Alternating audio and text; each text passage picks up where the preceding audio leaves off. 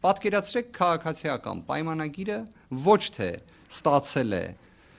ըստ ԿԸՀ տվյալների, դա կարևոր արձանագրում է, 49% ձայն, այլ դրանից պայմանական 7-8% նվազ։ Այդ ժամանակ կարծես թե նույնիսկ ձայների փոշիացումը չէր գալու օգնության 50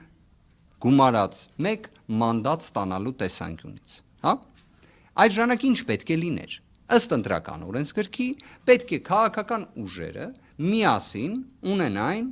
կոնսուլտացիաներ հնարավոր կոալիցիայի ձևավորման եւ վարչապետի թեկնածուի անձի շուրջ։ Կարծես թե կանխատեսելի է, որ քաղաքացիական պայմանագրի հետ որևէ մեկը նման համաձայնություն չէր ունենալու։ Բայց մյուս կողմից ընդդիմադիր ուժերն էլ համախմբված բավարար ձայներ չէին ունենալու կառավարություն ձևավորելու համար։ Այդ ժամանակ ինչ պետք է լիներ։ Ամենից շատ ձայներ ստացած ուժերը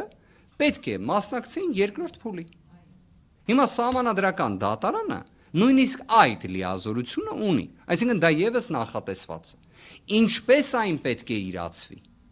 ինչ կառուցակարգով, որ հիմքերի դեպքում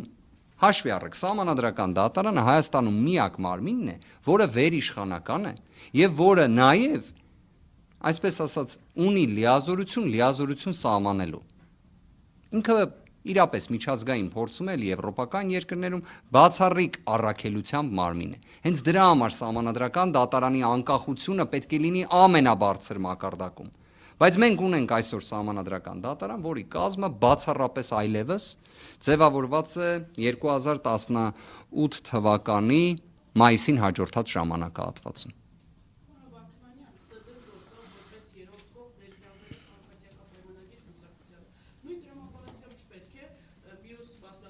Ճիշտ եք։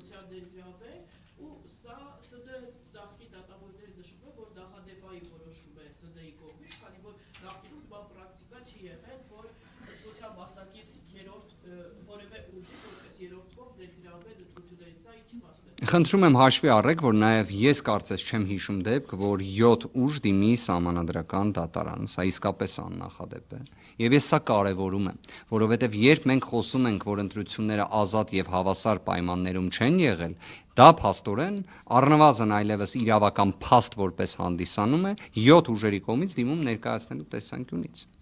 Մյուս հանգամանքը, արդյոք պետք է այլ ուժերը, որոնք չեն դիմել սահմանադրական դատարան, բայց սահմանադրական դատարանի կողմից ճանաչվեին որպես երրորդ անձ։ Այո, կարող էին եւ պետք է ճանաչվեին։ Հակառակ դեպքում հասկանալի չէ, ինչի համար է քաղաքացիական պայմանագիրը հենց նման կարգավիճակ ստանում։ Միակ բացատրությունը, որը սահմանադրական դատարանի որոշման մեջ տեղ չի գտել, բայց եթե դա բարձրաձայն են, ինչ որտեղ դա ընդունելի կլինի։ Եթե սահմանադրական դատարանը եւս առ երևույթության, այսինքն այս նախնական փուլում արդեն իսկ տեսնում է, որ հիմնական խախտումների հեղինակ հենց քաղաքացիական պայմանագիրն է, այդ իսկ պատճառով որպես երրորդ անձ ներգրավում է, որ այսպես ասած հակառակ կարծիքն էլ լսի։ Բայց չեմ կարծում այդպես արձանագրի սահմանադրական դատարանը կամ կարող է բոլորին զարմացնել։ Հարգելի գործընկերներ, ես շատ շնորհակալ եմ։ Լսում եմ ձեզ։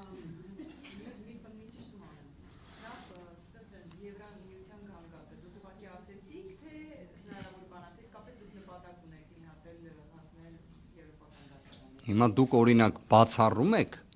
որ սահմանադրական դատարանը հնարավոր է ընտրության արդյունքների վիճարկման վերաբերյալ մեր դիմումը բավարարի։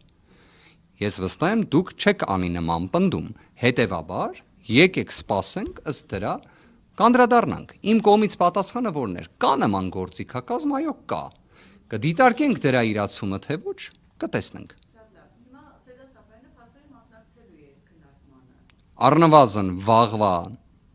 դատաքննության մեկնարկին այս հարցը կրկին ներկայացվելու է եւ ներկայացվելու է այն տեսանկյունից, որ առնվազն Հայաստան դաշինքի կողմից ներկայացված միջնորդությունը ուղարկվել է նաեւ ինձ սահմանադրական դատարանի կողմից։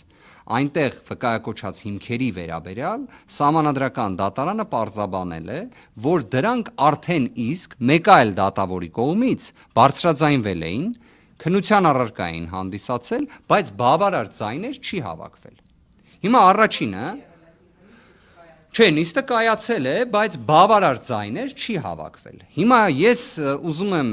սա էլ բացահայտեմ, ես իսկապես խնդրել եմ որպես դիմում միջնորդություն եմ ներկայացրել, որ հնարավորություն ունեմ ծանոթանալու այդ արձանագրությանը։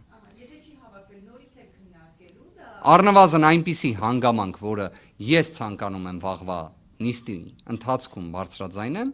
չեմ կարծում Սահմանադրական դատարանի որևէ դատավոր առանձին դրա մասին տեղեկացված էր։ Եկեք հիմա այդ հիմքը չբացահայտեմ, վաղը կբացահայտեմ։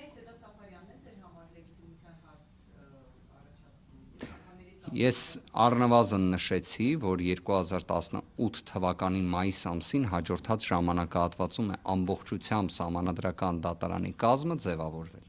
Սահմանադրական դատարանի մեկ այլ դատավորի վերաբերյալ եւս որոշակի հարցադրումներ առնվազն ունենք։ Եվ կարծում եմ նաև հանրության համար էլ դա առավել քան ակնհայտ է, որովհետև մենք խոսում ենք իրավաբանի մասին, մասնագիտական գործունեություն իրականացրած, նաև գիտական գործունեություն իրականացրած, բայց մյուս կողմից ում մերձավոր ազգականը առնվազն մի բավականին բարձր պաշտոնի